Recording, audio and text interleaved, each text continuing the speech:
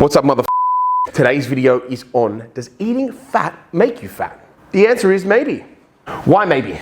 So, higher caloric density.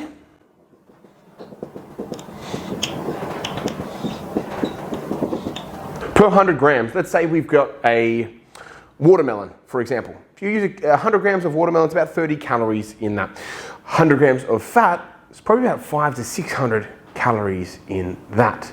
So you can see, even just by those metrics, just by understanding the caloric density of certain foods, why it could make you fat if you ate X over Y. Because the idea is when you're dieting, long term is to encourage a lot of food volume in your diet to keep your stomach fuller for longer with less calories. So you can do that really easily by having watermelon, fruits, all that sort of stuff, lots of veg in your diet.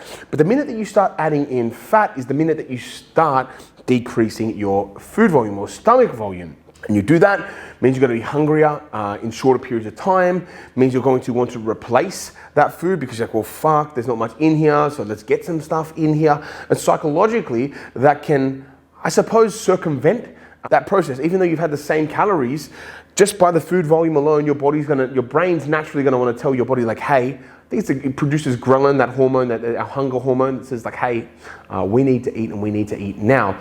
Just by that logic alone, you can understand quite easily that having lower food volume is going to be detrimental for your fat loss efforts. So that's why I sort of say maybe, is because does eating fat make you fat?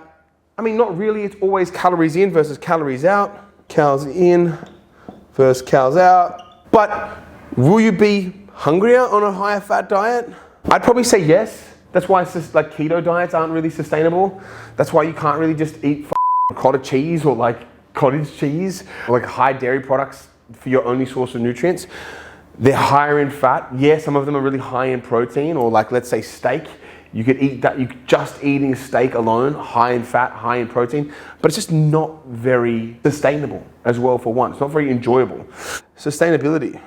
You might have 1 week or 2 weeks where, you know, like your fat content is increased, but by and large, if you keep increasing your fat content, it's really going to take away from your body's ability, not body's ability, but the likelihood that you eat more calories, or increase the likelihood that you eat more calories. So that's kind of why I would suggest eating less fat. Because let's face it, really naturally occurring, you've got steak, nuts, like avocados maybe, in terms of naturally occurring high fatty foods.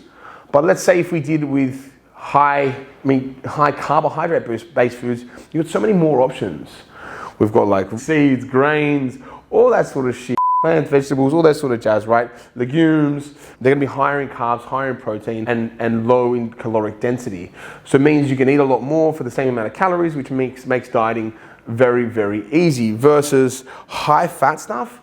Typically you're gonna find in like cheeses, cheese, oils, and these are all heavily processed things. So that would be my advice, is steer clear of the high fat stuff, encourage a higher carb, high protein, low fat diet. That would be my recommendation. If you don't care for it, fuck off, I don't care.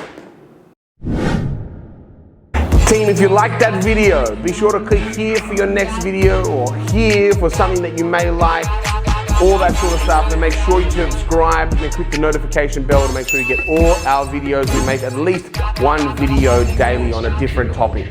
See you on the next one.